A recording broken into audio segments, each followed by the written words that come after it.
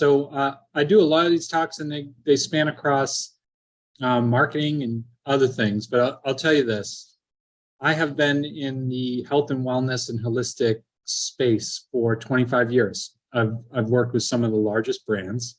I've developed the largest personal brands and media brands, and developed well over $1 billion in sales revenue alone. So oftentimes people come to me to wonder, how do I market my product, my holistic product, as a coach, as a personal brand, or as a course, or a consumer packaged good product that they have.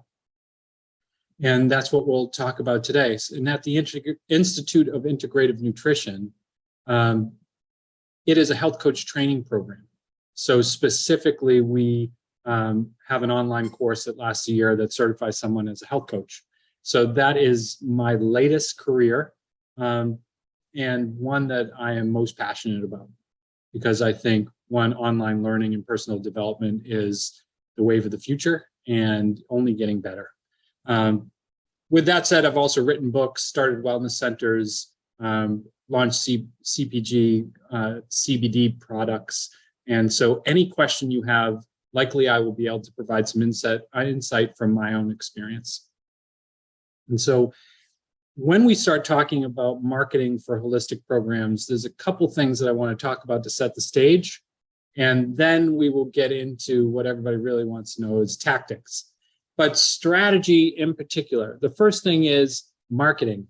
Why do we call it marketing when really it's just sales? Right? It's because oftentimes we're uncomfortable with the word sales. We don't want to be salesmen, we want to be marketers, especially in the holistic space, when oftentimes we're giving a product or a service that we feel as though is to the greater good, is of service, and is helping someone. And we maybe oftentimes I run across coaches or other folks that feel awkward about charging for it.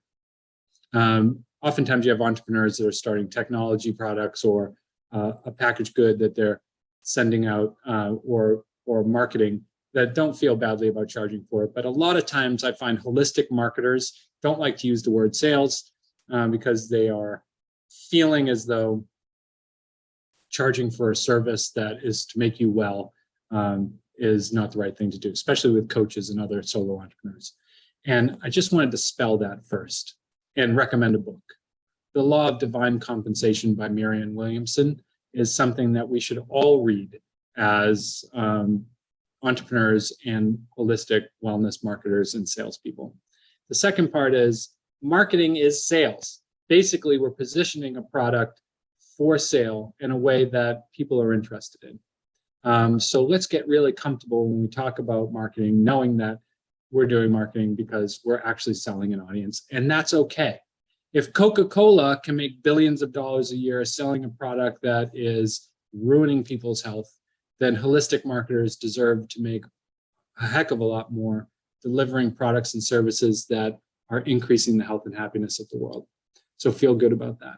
But when a common mistake that people often make when they start marketing their holistic business is they don't speak enough about the niche that they're in. So just like in healthcare, doctors aren't doctors, they're endocrinologists, ear, nose, and throat, neurologists. We also have to start to get into our niche, because just saying living better or feeling better or being happier or the general transformation or general wellness is no longer applicable as the holistic market matures. So we really have to define our niche far more than you think you need to. So even if you think your niche is diabetes or something else, think further. The narrower you get, the more you'll have an uptick in sales. And you may say, well, maybe I'm cutting my market too much, and I don't want to be that niche because I also do this and this and this. You can always grow your niche. It's hard to shrink it. So I say start as targeted as possible and grow a raving fan base, and then you can start to grow if you need to. But there are enough people in the world now that are interested in wellness and holistics that oftentimes, even if your niche is extremely targeted, it can yield an incredible amount of revenue for your business. So our value props, oftentimes I see value propositions for products that are all about the product. No one cares about the product. All they care about is how they're going to benefit from the product. So your value proposition, please always have it be about your customer, and your very specific niche customer. So your value prop has to be, it's not about you or your product. And some people get confused by this because they're like, yes, I have to explain what my product does. And those are product benefits. But you have to explain it in a way that is about how your customer is going to act, feel, or live due to it. Right? They're not buying your product, they're buying the solution. We've all heard that before. But what is really important is the hook, right? No matter what kind of medium you're marketing on or selling on, you have to be different and have a solution. So if you go and read your marketing copy or your sales copy and it's bland, it's general, and it doesn't provide a solution, or it talks more about you than the benefits that the person will get, then you certainly need to reevaluate that. Okay, be human. We always saw this with, but I always go back to Jerry Seinfeld. The reason why he was so popular, the show Seinfeld was so popular, is because he was just touching on everyday human things that people can relate to. When you're human, you're relatable, and people want to buy more. Human marketing. And that goes to, when you're being human, you can really tap into the emotional element. You can make an emotional connection, which is very important. When you make an emotional connection, your product goes through the roof in terms of sales. An emotional connection is what drives it. You can often do this through content and now through storytelling. So if you're looking at your product or your service or your personal brand, just to recap this, because sometimes we think it's basic and then we go and we look and we say, oh, yes.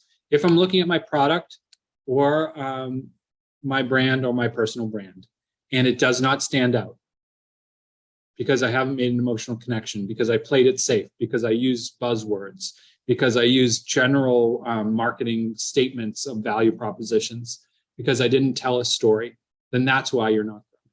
If you aren't niche enough, meaning no one really knows why they need it or what it's for, because it's a general topic, or even if you think you're niche because you think it's hormone health for women, that's not niche enough anymore. So once you get to a very specific audience, you know what your audience wants, you speak to them about the benefit they're going to get, not about your product, and you do it in an emotional way that creates a story that they can relate to, and then you create content out of that. That's your marketing that will go through the roof every time. Emotional connection through storytelling, that's relatable to a very specific audience. Okay, so that's what I have to say there. I know now, how do you do that? Specifically, how do you do that? Should I use social media? Should I use print ads? Should I use ambassadors? How do I actually do that? And then what should my product be? So if you're a solo entrepreneur, what I really love for products now, especially if you're a coach or someone else, is online learning. Courses are exploding. You'll see if you follow anyone, even Tony Robbins and Dean Graziosi, they're all getting behind this. You're not too late, right? There is this personal development boom like we've never seen before, and people are more comfortable purchasing these products online. So I love courses, but how do you get people to buy your course? How do you get people to buy your product and do other things? It's really important to start to create a community. A community is, and I'm going to preface this because there's another book by Charles Vogel about how to build a community. The community that you build around your product can drive extreme success. A community wants to be part of something specific, like I said, niche, and it wants to feel involved and part of something. A community is supportive. A community is not a customer list. A community is not a group of people that gave your email address because they wanted a free guide, right? So how do you build community? Because once you build community, you can build a funnel, a marketing funnel that engages the community and then drives them to purchase a course or something else or your product, but also drives them to then get other people on your behalf to purchase that stuff. So once you figure out the emotional connection of your product, right, in terms of sales and marketing, you really want to see how you can build a community around it. And again, don't mistake your community for a group of people that gave an email address because they wanted something. Right? Now we can talk about how to create a community, because I think today the most beneficial ways to get the word out about your product in an authentic, relatable way is through recommendation. And sometimes you can,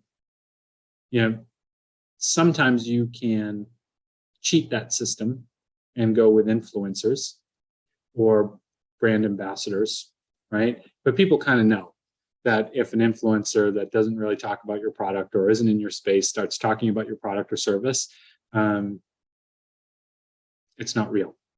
And it has far less of a conversion rate to sale. So yes, I like to use influencers and other ambassadors. I think it's really important, but I like to use them from my own community.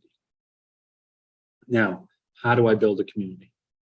That's the important part, because when you have that community, you have those built-in ambassadors and influencers and ways to market. So building a community is all around engagement and building trust and giving a way for people to connect. I really like in-person events for this.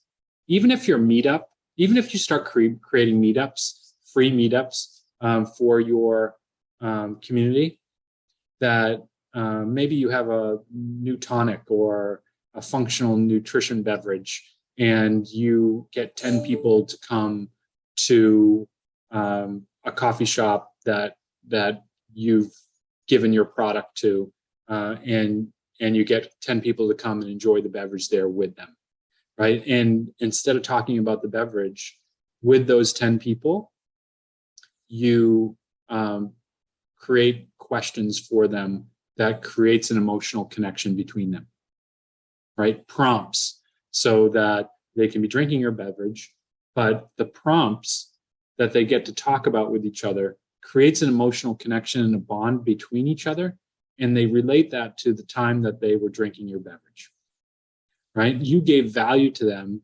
and you built a community based on your brand. And even if it's only 10 people, those 10 people go out or will be far more apt to recommend your product when you ask them to. So giving free value in person, even if it's small, targeted, guerrilla type style events that make an emotional connection between people in person, super important to building a community. Now, if you can get bigger events like this conference that is being created here, even better. But as long as you make an emotional connection, that's how you build a great community. Now, you can do this online as well. You can do this very easily online as well.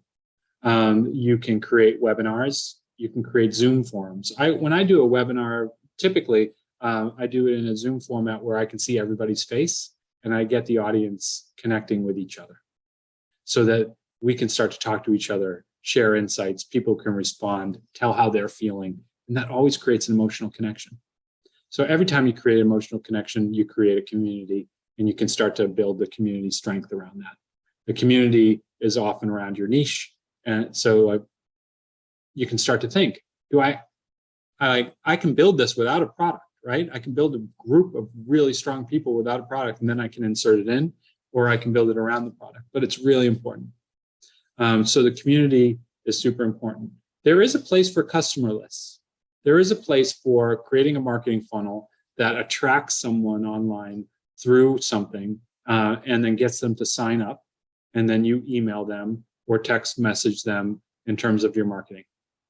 A real place for that. There's also a funnel that drives them down to take a quiz that then leads them to the quiz answers, that then leads them to take another action that allows them to interact with your brand, service, or product. Webinars are also a really great tool to use for that. So that's the second part. One is, if you can't create a community and you just have a customer list and you want to market to them, use a marketing funnel that segments them and targets them and gives them different prompts to take an action. And that's a great way to create a marketing funnel. And I like to do that via Facebook or Instagram or others. So if I was to say, of most important, being in person and building small groups of people are the really targeted ways to build a community that gets really strong, and over time those build. But also you need the mass avenue of, okay, I'm going to reach a large audience over social media and drive them into my market. So important for both coaches and brands and others. So I'm going to take a stop there because that's a lot of information, and we have 10 minutes left. And Celeste, are there some questions that I did not hit on that maybe you want to bring up? Yes, absolutely. So we have one that asked about tips for increasing social media followers. Okay, tips for increasing social media followers. Social media, Instagram and TikTok have gone towards video. So if you haven't experimented with Reels yet, you really need to, right? And Reels, okay. So if you make movement, so how do you create the best Reel on Instagram, say? One, trending music. You can go into Instagram, they have an arrow pointing up near any music that's trending, meaning like people really love listening to it on and typically get more views based on the Reel. Movement within the first 3 seconds, activity. So yes, Instagram and other social medias are trending towards video. Create more Reels. It's pretty easy to do, and you can get more specific. You know, the better produced the Reel is, the more views and engagement it gets. So, you know, get your iPhone out, get great lighting, you know, take clips, don't just talk straight through. You can very easily chop up clips on Instagram Reels and use trending music, right? Use trending music. So leverage the Reel. That's the hottest thing now to get more views and followers. But also consistency of posting. You have to post regularly. If you just kind of jump in there and post, you don't build an audience. You have to be consistent. Just like with your relationships and building your community, consistency is key. What's another one, Celeste? Awesome. Okay, so you kind of answered 2 in 1 there with the video marketing question as well. So I am going to go to, there was one funny question here that was just actually 3 words. It was, is Twitter dead? So before we move on from social, let's answer that real quick. It depends if you have a large audience that's active and engaged or not. So Twitter is not a place that I actively engage with marketing because it was more top of the funnel for me and it wasn't driving any sales. I couldn't build a community. And with the Institute for Integrative Nutrition now, we have millions of people in our community, and it's a real community. We have regular events, etc. So Twitter has not been something that I've used. If you have a large audience on Twitter and you find that you can engage them through your information, then great. It's not dead for you. There is engagement. You have an audience. If I was to start new from zero, I would not start with Twitter. Understood. Yeah, I totally agree with that one. Okay. The holistic space, is it growing as a whole? It seems to be that the plant-based portion of it is growing the fastest. Is that true? You know, I feel like, is the holistic space growing as a whole? The answer is yes. When you look at holistic and wellness spending in general, I think the latest statistics is a $4 trillion marketplace. And in plant-based in general, it feels like it's been growing for quite a while, hasn't it? So that's always been a popular segment, right? But again, plant-based what? And is it, plant-based diets, plant-based foods, plant-based products? They're coaching for plant-based. Find out what you want in your niche, because the more specific you get, the more you don't have to worry about whether it's growing or not. There'll always be people there that need you. However, I think what's really growing quickly is functional nutrition, functional medicine, and functional kind of the way of living. How am I really looking into the foods and the nutrition that I eat, which also lends to a little bit of biohacking, which is more in the wellness space. But people are really looking to, how do I biohack, in the sense that so I can live longer, feel better, and keep my cognitive sense. So a couple of trends that I see in holistic wellness, health coaching, specifically around nutrition that's off your plate, meaning counseling around relationships, spirituality, meditation, the metaphysical, and career are holistic health topics that are really growing. And then there's the nutrition that's on your plate, which is functional nutrition and integrative nutrition. So food has always been, especially plant-based, something growing. But I think that if you're looking to see what the trend is, look at functional nutrition and look at the mind-body connection. You can see that there are a lot of holistic products coming and solutions coming for mental health and for greater connection to spirituality. And you can see that with giants like Headspace coming in, but there are a number of other technologies and tools that are starting to grow in that space as well. Awesome. That is so true. And that's some great information. It seems like the portion that's growing as well with that very strongly is, like you said, the apps space. But again, that brings us back to your point of online learning and personal development. Yes. I mean, online learning and coursework and creating a course, you don't think of that as holistic health, but it is 100%. That is, if you can create a specific course for an audience that, is really, for example,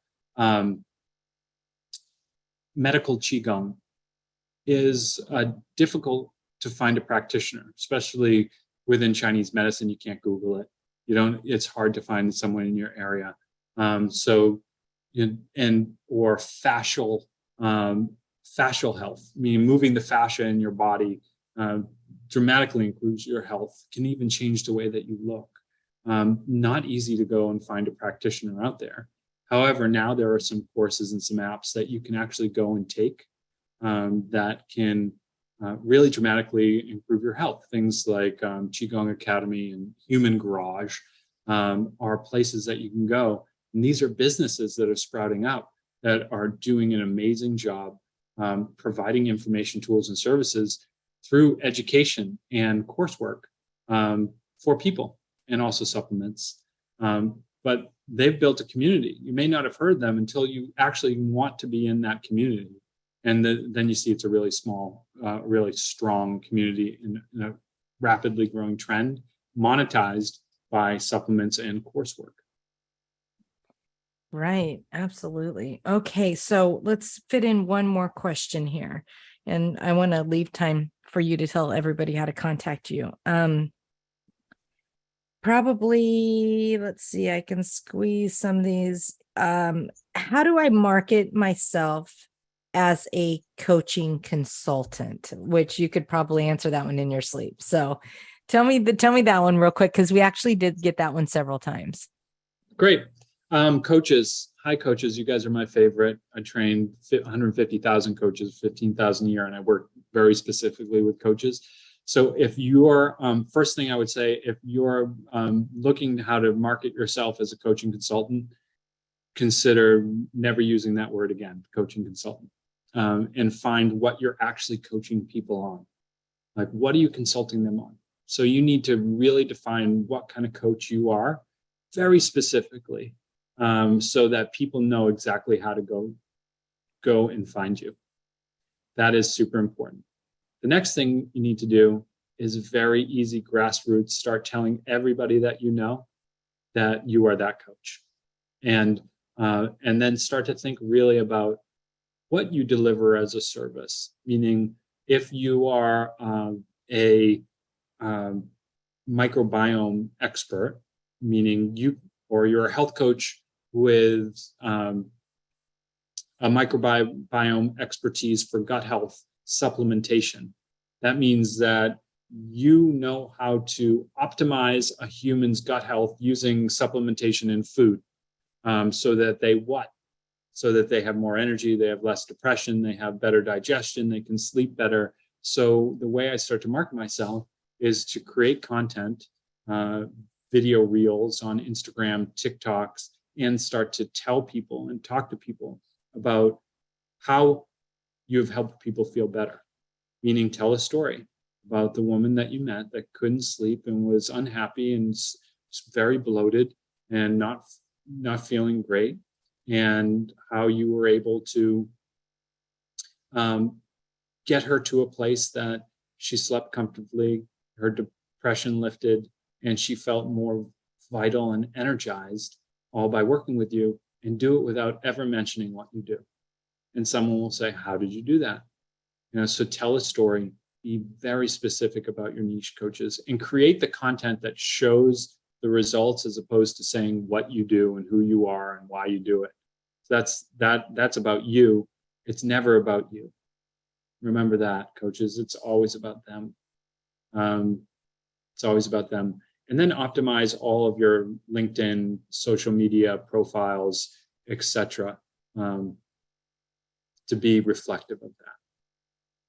And the last thing is, every time you talk to someone, mention what you're doing.